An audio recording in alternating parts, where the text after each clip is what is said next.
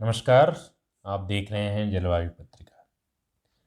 जल संरक्षण और विकास के बदलते तौर तरीकों पर नज़र दौड़ाने से यह स्पष्ट होता है कि हमारे विकास का जो वर्तमान स्वरूप है वह मनुष्य के स्वास्थ्य और राष्ट्र के विकास के लिए बहुत ही खतरनाक है।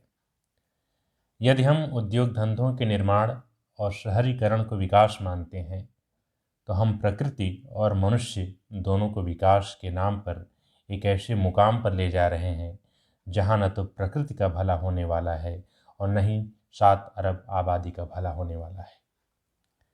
यदि इस दुनिया का मनुष्य अपना विकास चमचमाते महलों और लग्जरी गाड़ियों में रहना और चलना मानता है तो कहीं न कहीं वह गफलत में है, क्योंकि इन चमचमाते महलों और लग्जरी गाड़ियों से न जाने कितने लोगों के प्राण लिए हैं। इस विकास ने लोगों की जिंदगी की मूलभूत आवश्यकता जल को ही सबसे ज़्यादा नुकसान पहुंचाया है। शहरीकरण और औद्योगिकीकरण ने सिर्फ मनुष्य को अंधाधुंध विकास का सपना दिखाया है। ऐसा विकास जहां सब कुछ होगा, यानी ऐशो आराम के सभी साधन होंगे, यदि कुछ नहीं होगा तो सिर्फ उसकी इज्जत। मनुष्य की पहचान हर वक्त जल से होती है। जब कोई मेहमान एक गिलास जल मांगेगा तो सिर्फ खड़े रह जाएंगे। उस वक्त हमें अपना गौरवशाली अतीत याद आएगा, जब हम सबके घरों में कुएं देखते थे, गांव की महिलाओं को कुएं से पानी खींचते हुए देखते थे तो लगता था कि दुनिया का वो विकास कब होगा जब हम महिलाओं को कुएं से पानी खींचते हुए न देखें। बॉलीवुड की बहुत सारी फिल्मों में पानी की बात की गई है और बहुत सारी ऐसी फिल्में हैं जिसमें ये दिखाया गया कि नायिकाएं किस तरह से कुएं से पानी खींच रही हैं। तब लोग यह कहते थे कि कब ऐसा होगा कि कुएं से पानी न खींचना पड़े। आज से 25-30 वर्ष पहले गाँव में लोग जल को संरक्षित करते थे और अपने अपने ढंग से। बारिश के मौसम में लोग अपने अपने घरों में पानी को अलग अलग ढंग से संरक्षित करने की विधि अपनाते थे।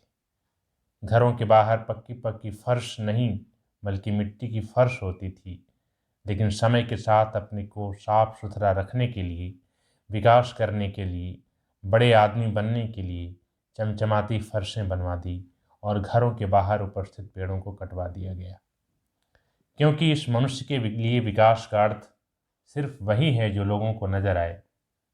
दुख की बात यह है कि मनुष्य को यह एहसास ही नहीं है कि जिस जिंदगी को जीने के लिए वह शहरों में जाकर पैसे कमा रहा है और साफ साफ कपड़े पहनकर लोगों के बीच अपनी शान और शौकत बढ़ा रहा है, वह जिंदगी जिससे चलती है वह जल ही है। यही वह द्रव है जिसमें सर्वप्रथम जीव की उत्पत्ति हुई, जिसने मानव के अंदर मानवता पैदा किया, जिससे मनुष्य के अस्तित्व की पहचान होने लगी। 1970 के बाद पूरी दुनिया में जिस तरह से विज्ञान और तकनीकी की क्रांति ने दस्तक दी, जिसने पूरी दुनिया को ऐसा रास्ता दिखाया जब वैज्ञानिकों ने अंधाधुंध प्रयोग किए और पूरी दुनिया का नक्शा बदल कर रख दिया। उस वक्त यह लगा कि यह विज्ञान और तकनीक हमारे प्राकृतिक संसाधनों को बचाने के लिए भी एक वैज्ञानिक क्रांति लाएगा, जिससे और बेहतर ढंग से जल संरक्षण कर सकेंगे। परंतु इस विज्ञान और तकनीकी क्रांति ने तो हमारे पुराने ग्रंथों और पूर्वजों की बताई गई तकनीक को भी हमसे छीन लिया। इस तकनीक ने जल संरक्षण करने की बजाय जल दोहन करने का सुलभ साधन मुहैया करा दिया। साथ ही साथ एक मेहनत करने वाले मनुष्य को बेकार कर दिया। ऐसा कहा जाता है कि कोई मनुष्य किसी बात को तब समझता है जब उसे वह वस्तु रुलाती है। इसलिए मनुष्य जल की कीमत को नहीं समझ पा रहा है, क्योंकि हम सभी विकास के रास्ते पर हैं और यह विकास हमें आसानी से और बिना मेहनत के जल उपलब्ध करा रहा है। मानव शरीर का 70% हिस्सा जल है और प्रतिदिन औसतन 4 से 5 गिलास पानी प्रति व्यक्ति पीता है, जबकि स्वस्थ रहने के लिए ज़रूरी है कि 10 से 12 गिलास जल प्रतिदिन पिया जाए।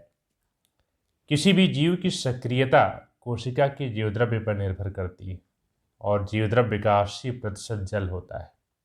मानव शरीर की सभी गतिविधियों के लिए पहली आवश्यकता जल की है। विज्ञान ने अपनी खोजों के द्वारा यह सिद्ध कर दिया है कि जल के बगैर जीवन संभव नहीं है। अगर पृथ्वी पर उपस्थित जल स्रोतों के बारे में बात की जाए तो यह स्पष्ट होता है कि जल की सबसे अधिक मात्रा समुद्र में 97.25% तक है, जो अत्यधिक खारा होने के कारण पीने योग्य नहीं है। विशेषज्ञों के अनुसार पृथ्वी पर उपस्थित जल का केवल 2.5% ही पीने योग्य है।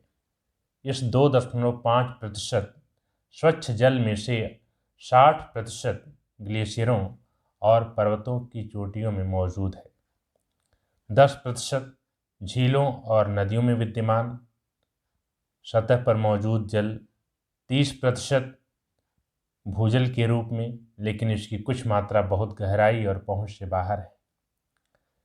पृथ्वी पर मौजूद स्वच्छ जल का उपयोग 70% कृषि कार्यों में किया जाता है, 22% उद्योगों में और 8% घरों में नहाने धोने और अन्य उपयोग में किया जाता है। अब अगर जल की समस्या की तरफ नज़र डालें तो दुनिया की स्थिति बड़ी भयावह नज़र आती है।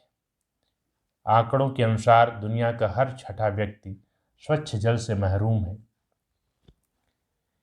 1.1 अरब मानव आबादी स्वच्छ जल से महरूम है। विकासशील देशों में प्रतिवर्ष पानी की समस्या से लगभग 22 लाख लोग असामयिक मृत्यु के शिकार होते हैं।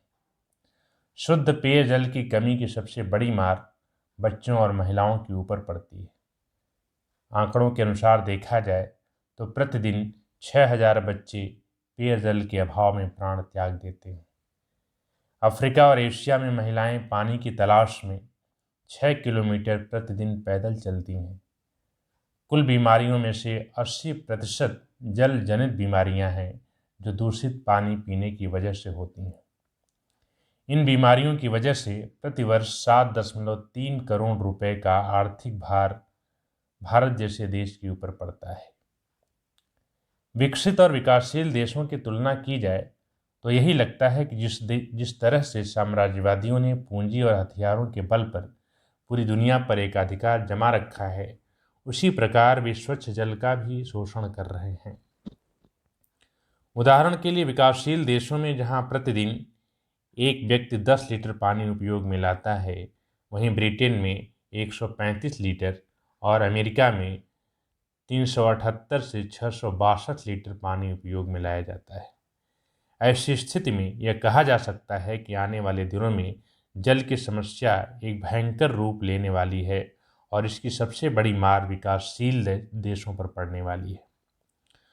दुनिया में अगर पानी के उद्योग की बात की जाए तो वर्तमान में यह आंकड़ा 4 अरब डॉलर सालाना है। भविष्य में 30 अरब डॉलर की ओर और ज़रूरत पड़ेगी और तब जाकर लोगों को स्वच्छ जल उपलब्ध कराया जा सकता है। विकास की अंधी दौड़ ने स्वच्छ जल की 20% प्रजातियों के अस्तित्व पर खतरा उत्पन्न कर दिया है, जिसके कारण जैव विविधता को बड़ा खतरा पैदा हो गया है। दुनिया की लगभग 500 प्रमुख नदियों में से आधी से अधिक गंभीर रूप से दूषित और समाप्त हो रही हैं। हम एक विकासशील देश के निवासी हैं, जहां दिनों दिन जनसंख्या बढ़ती जा रही है, बेरोजगारी चरम पर है, लोग कृषि से पलायन कर रहे हैं। सभी की नज़र सिर्फ विकास पर है, क्योंकि हम सबको यह लगता है कि आर्थिक रूप से समृद्ध होकर ही हम अपना सही मायने में विकास कर सकते हैं। अब अगर देखा जाए कि किस प्रकार स्वच्छ जल का उपयोग किया जा रहा है तमाम कार्यों में, जिसके पीछे न कोई उपयोग करने की तकनीक है और न ही बचाने की। जैसे कृषि में 70% जल स्वच्छ जल का प्रयोग होता है, जिसमें से अधिकांश जल बेकार में बह जाता है। इसमें अगर नई तकनीकों का उपयोग किया जाए तो ज़्यादा से ज़्यादा पानी हम बचा सकते हैं। उदाहरण के तौर पे ड्रिप विधि, जिसमें पौधों की जड़ों के पास ही ज़रूरत भर पानी देकर सिंचाई करते हैं। स्प्रिंकलर विधि, इस विधि में पौधों के तने और ऊपरी भाग पर पानी की बौछार करते हैं।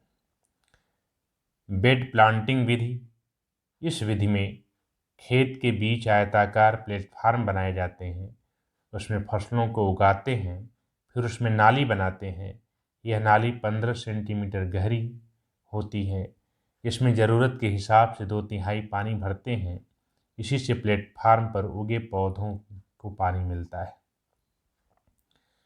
आने वाले समय की अगर बात की जाए तो भविष्य में उन्हीं फसलों की खेती की जाएगी जो कम पानी का उपभोग करती हैं। उदाहरण के तौर पर काशी हिंदू विश्वविद्यालय में हुए एक शोध से प्राप्त निष्कर्षों से कुछ तथ्य सामने आए हैं, जिसमें खाद्य उत्पादों पर कितना पानी खर्च होता है।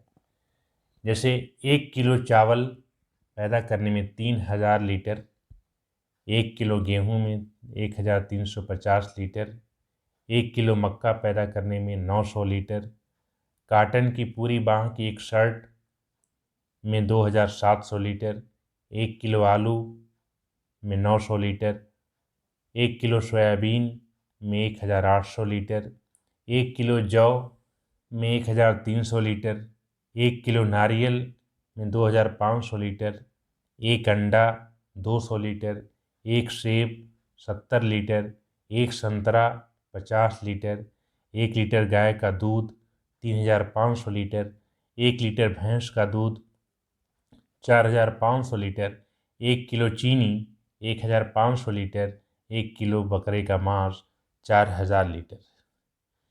इन उपरोक्त आंकड़ों पर नज़र डाली जाए तो यह स्पष्ट होता है कि आने वाले भविष्य में अगर कोई बेहतर तकनीक नहीं अपनाई गई जल संरक्षण की तो हम अन्न के मोहताज होंगे। इसलिए हमें विकास का देसी मॉडल अपनाना होगा, अन्यथा विकास की चकाचौंध की दुनिया में बहते बहते मनुष्य और प्रकृति को खो देंगे। जल संरक्षण के लिए व्यापक स्तर पर जागरूकता की ज़रूरत है, क्योंकि भारत में जल स्तर के नीचे जाने की एक बड़ी वजह अज्ञानता और सरकारी मशीनरी की लापरवाही है। सरकार कागजों पर आंकड़े दर्शाती है और नौकरशाह कमीशन की दुनिया में मस्त रहते हैं। शैक्षिक स्तर पर विद्यार्थियों के अंदर जल संरक्षण के प्रति जागरूकता पैदा करने के लिए सिर्फ किताबों में जल संरक्षण के अध्याय दे दिए गए हैं। उनका व्यावहारिक रूप बच्चों को न तो बताया जाता है और न ही पानी की महत्ता बताई जाती है। वर्तमान समय में विकास का अर्थ शहरों और उद्योगों से चमचमाती सड़कों से लगाया जाता है और देश की युवा पीढ़ी से ही अपना विकास समझती है।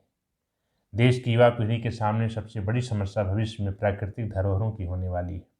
आने वाले समय में हमें यह ध्यान देने की ज़रूरत होगी कि किस तरह की रणनीति अपनाई जाए कि जल की समस्या न हो।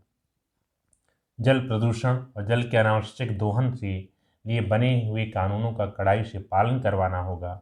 साथ ही साथ प्रत्येक व्यक्ति को जल संरक्षण के लिए ज़मीनी स्तर पर तैयार करना होगा। धन्यवाद।